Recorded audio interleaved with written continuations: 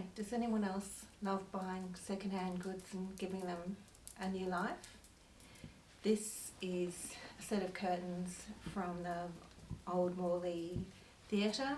They're from around 1980.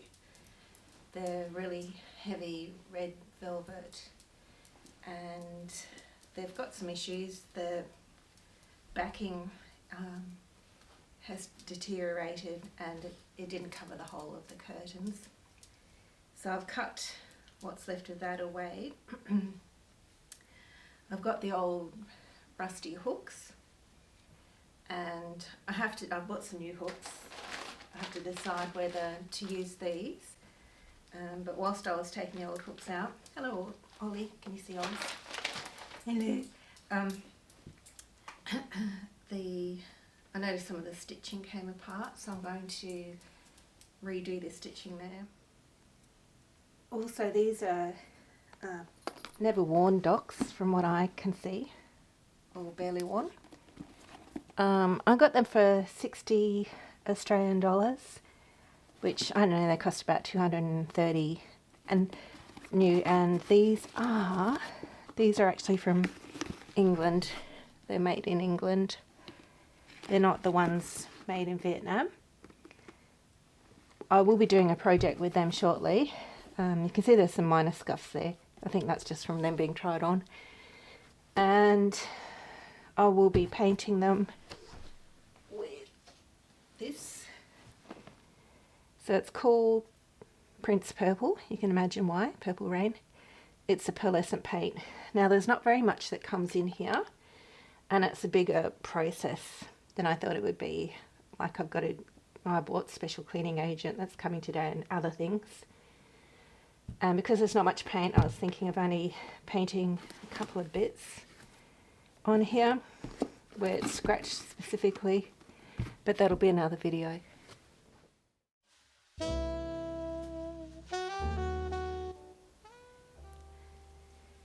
This is another second-hand item. It's an old Benina.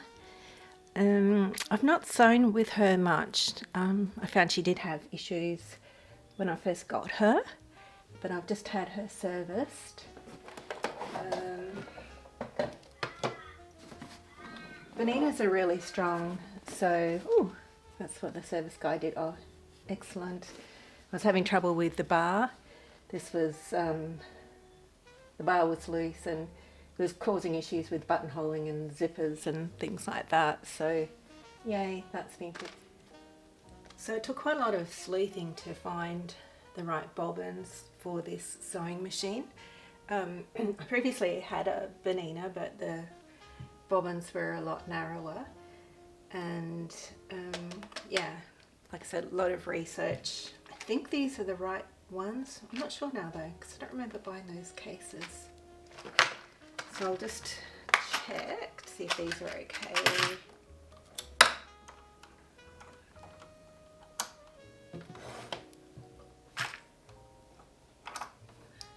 Alright.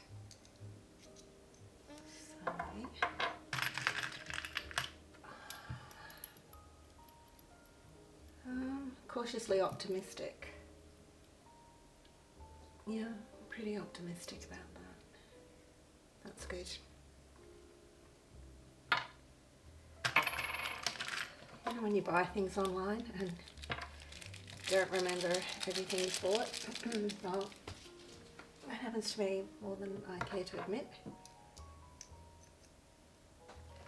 This table is also second-hand. I might show it to you a bit later on. Sorry, I'm a bit sweaty. I'm still a bit feverish from a couple of vaccinations I had. I had one for pneumonia and one for shingles, and the shingles one is hardcore, but I wouldn't want to put anyone off having it. I've got to have a follow-up in 6 months for that one. You have to, and that's Ollie making his Ollie noises. Spin this around here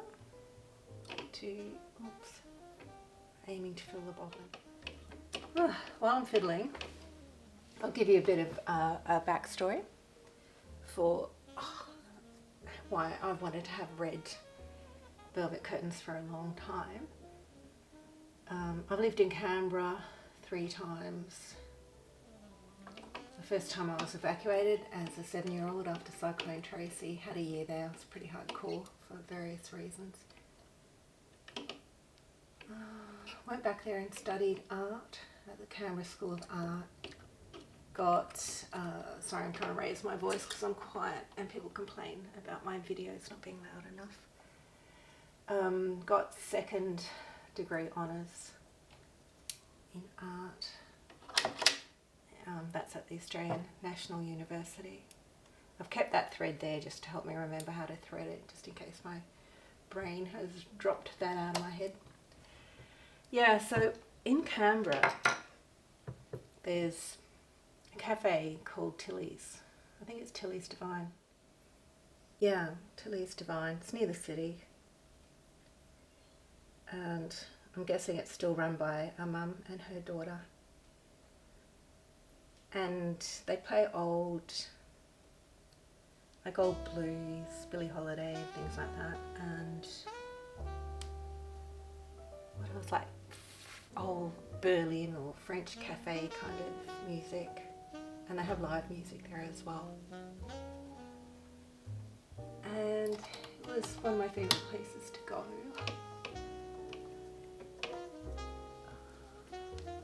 I just loved it there. The decor was all very old French or Berlin cafe.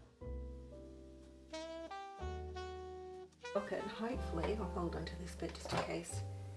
Oops, oh, see, it's already being a pain. Hopefully it's going to start filling up the bottom.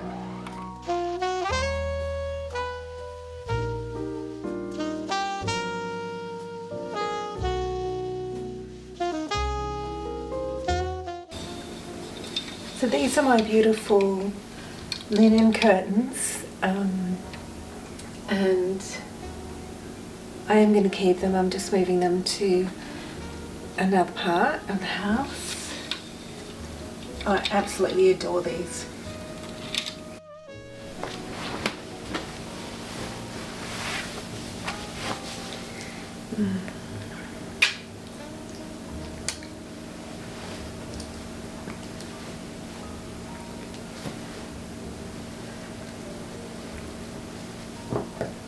You happy girl?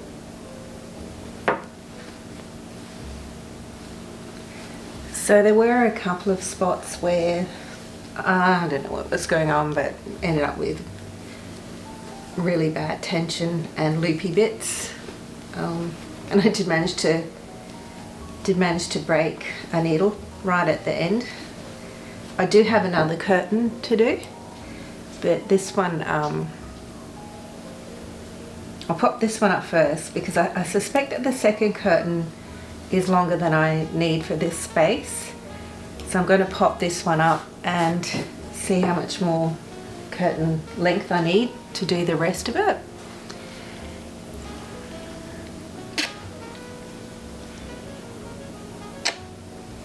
In case you haven't met her, this is Zara, my little rescue girl, who I absolutely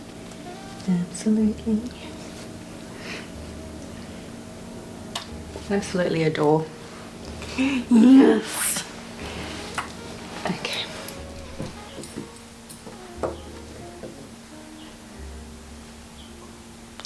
I don't know if this toy filter, which I think is still on the camera, is annoying for people, but I wanted to point out that the kind of smokiness and what it's doing to the colours is, I don't know that smokiness is the right word, but it's kind of the darkness and the mysteriousness. It's very similar to Amelie, the movie, which I mentioned just before. I was going to put a copy of their poster up as part of this recording, but I don't want to get into trouble for copyright, so I will not be. It's just not worth it. But I would be really thrilled if some of you actually went and had a look and told me your thoughts on the colours and the effects. Or yeah, at the poster, have a look at the poster, or even better, watch the movie. And it has the most beautiful soundtrack, which I've danced to. You can do tango to it. You can do tango to almost any music, really, if you try. And I'm talking about Argentine tango, not ballroom tango. You could probably do ballroom tango to any music as well, but I did Argentine tango.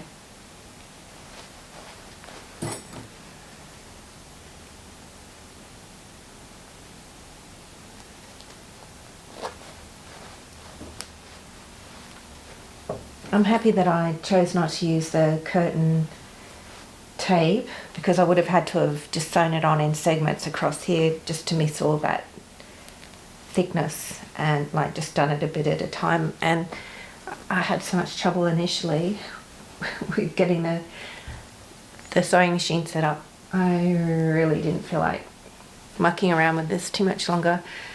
And also I have tendencies to be a perfectionist, and I was very fortunate to come across a psychologist I was working with reading an article about perfectionism many years ago, probably early 2000s, how do you say it? Yeah, early 2000s.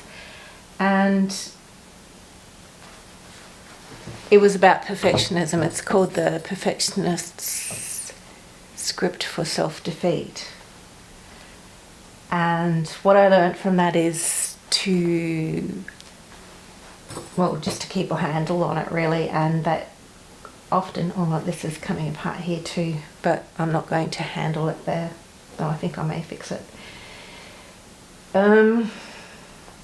Yeah, what I've learnt now is near enough is good enough a lot in life,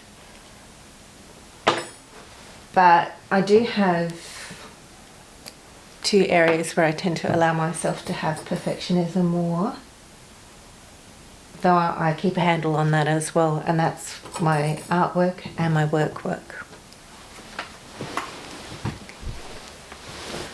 What I've discovered is that I won't need to cut the second curtain, and in fact there'll be a little bit of a gap where I have separated one of the panels of the linen, and I'll keep that there in place, and that works out really well. You can see I've done the curtain tape on this one, because I've actually adjusted it on the bottom for the dogs so they can get through their little doggy door.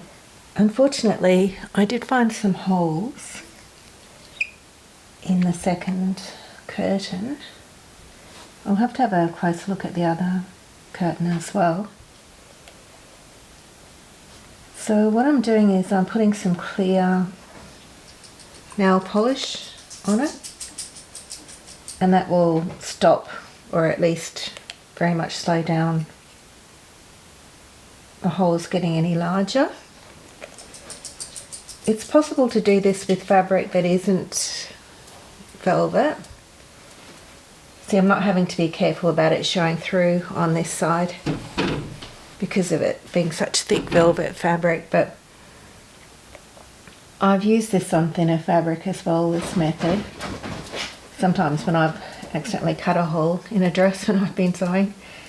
So the trick is to use it sparingly, especially when the fabric's thinner. And so you kind of do want it to come through to the other side, but just minimally with a thinner fabric in order to prevent it from fraying more. This, that's Miss Zara. She makes the cutest noise when she's happy. So I sewed along here as well on either end. I didn't notice that the edges of the other one needed it, but it might be the case that the other one needs it.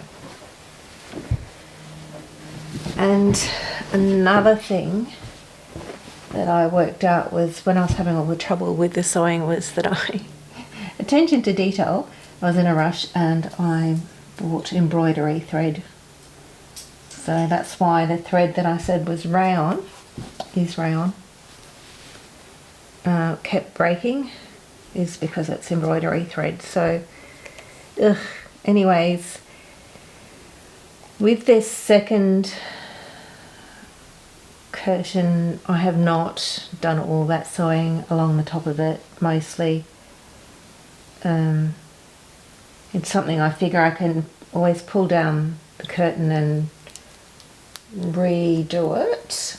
Oh, there's another one. But what I have done is I did some hand sewing. So I did some blanket stitch in the ones where it was really coming apart. And that'll be strong enough to hold it for a while anyway. And that's that. Yeah. And hopefully that's it for dodgy bits. That was a bit sad, but at least with it being velvet, if it's not, if the holes aren't appearing at the front, that's excellent because of the type of fabric that it is.